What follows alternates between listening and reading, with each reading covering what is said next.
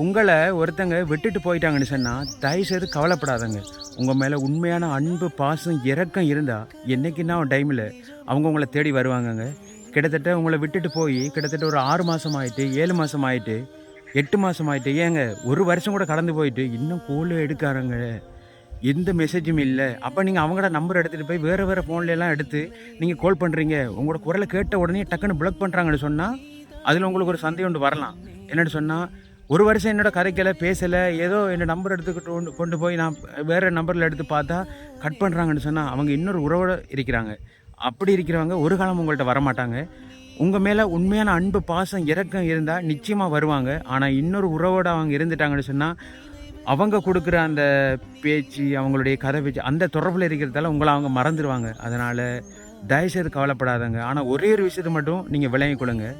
இது வரைக்கும் யாருமே இந்த விஷயத்தை சொல்லிக்க மாட்டாங்க, நான் சொல்கிறேன், விளங்கி கொடுங்க. அப்படி தான் அவங்க இன்னொரு உறவோட இருந்து ஓட்டு கதைச்சி பேசி போட்டு உங்களை மறந்து ஓட்டு அவங்களுக்குள்ள ஒரு பிரச்சனை வந்து ஓட்டு மறுபடியும் உங்களை தேடி வராங்கன்னு சொன்னால் தயவு செய்து அவங்கள ஏற்றுக்கொள்ளாதங்க.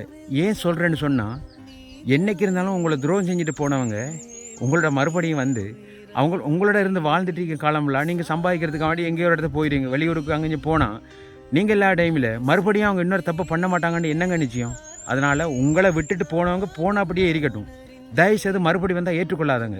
உதாரணத்துக்கு, நான் ஒரு கல்யாணம் கட்டி எனக்குன்னு ஒரு மனைவி வந்து என்னுடைய மனைவிக்கு எனக்கு ஒரு சின்ன பிரச்சனை காரணமாக என்னை விட்டுட்டு போனதுக்கு பிறகு அவள் வந்து வேறு யாரோட தொடர்பு கொண்டு பேசிகிட்டு இருந்தா மறுபடி நான் வந்தால் ஒரு காலமாக நான் ஏற்றுக்கொள்ள மாட்டேங்க. தயவுசெய்து நான் ஏற்றுக்கொள்ள மாட்டேன். என்ன காரணம்டா, எனக்கு செஞ்ச துரோகம் அது என்றைக்குமே அவங்க செஞ்சுக்கிட்டு தான் இருப்பாங்க. அதனால் தயவுசெய்து நான் சொல்கிறேன், இப்படி எனக்குண்டு இல்லை, இப்படி எல்லாருக்குமே நடக்கும். நான் உதாரணத்துக்கு தான் சொல்கிறேன். அப்படி உங்களோட வாழ்க்கையில் நடந்தால் அவங்கள விட்டு விளையிருங்க, ஒரேடியாக விளையிருங்க. ஏன்னு சொன்னால் அவங்களுடைய சிந்தனைகள், அவங்களுடைய எண்ணங்கள் எல்லாமே உங்களுடைய நினைப்பாக இருக்காதுங்க. அவங்க எல்லாரோடையும் பேசணும், கதைக்கணும், தொடர்பு கொள்ளணும், அப்படியான எண்ணங்களோட சிந்தனைகளோட அவங்க இருப்பாங்க. அதனால் தயவுசெய்து மறந்துடுங்க. மறந்துட்டு உங்களுக்கு கொண்டு ஒரு வாழ்க்கை இருக்குது, உங்களுக்கு கொண்டு ஒரு எதிர்காலம் இருக்குது, நீங்கள் சந்தோஷமாக இருந்து வாழணும். ஏன்னு சொன்னால் எப்பயுமே அவங்களே நினச்சி அழுது கண்ணீர் வடிக்காதங்க. அப்படி கண்ணீர் வடித்து அழுதுங்கன்னு சொன்னாலும் உங்களுக்கு எந்த விதமான ஒரு பிரயோஜனம் இருக்காது. அதனால் உங்கள்கிட்ட நான் ஒரே ஒரு விஷயத்த சொல்கிறேன், நடந்ததெல்லாம் நடந்து போயிட்டு காலங்கள் கடந்துட்டு உங்களுக்கு கொண்டு ஒரு வாழ்க்கை இருக்குது, உங்களுக்கு கொண்டு எதிர்காலம் இருக்குது, அதை நீங்கள் வாழ்ந்து கொள்ளுங்க. உங்களை விட்டு பிரிஞ்சு போனவங்க என்றைக்குன்னா டைமில் கண் கலங்குவாங்க, இப்படிப்பட்ட உறவை நம்ம இழந்துட்டோம்னு சொல்லி.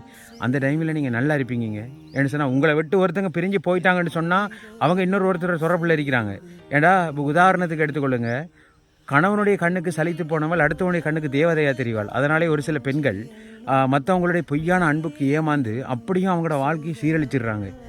அதனால் தயவுசெய்து நான் சொல்கிறேன், உங்களோட வாழ்க்கையில் என்ன பிரச்சனை வந்தாலும் நிச்சயமாக இறைவன் ஒருத்தரிக்கான்.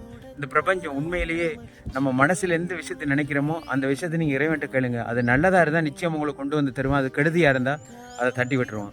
யாராக இருந்தாலும் சரி தான். ஒவ்வொருத்தருடைய வாழ்க்கையில் என்னென்ன பிரச்சனை நடக்குன்னு எனக்கு தெரியலை, ஆனால் எங்கே பார்த்தாலும் நிம்மதி இல்லை, சந்தோஷம் இல்லை, அங்கே இங்கேயும் பிரச்சனைக்கு மத்தியில் வாழ்க்கை பிரிகிற கட்டத்திலே இருக்கு. அதனால் உங்களோட வாழ்க்கை உங்களோட கையில் இருக்கணும்னு சொன்னால் ஒருத்தர் உண்மையாக இருங்க, அன்பாக இருங்க, பாசமாக இருங்க, ஒருத்தர் விட்டு கொடுக்காம இருங்க. அப்படி இருந்தால் தான் உங்களோட வாழ்க்கை சந்தோஷமாக இருக்குங்க. பை.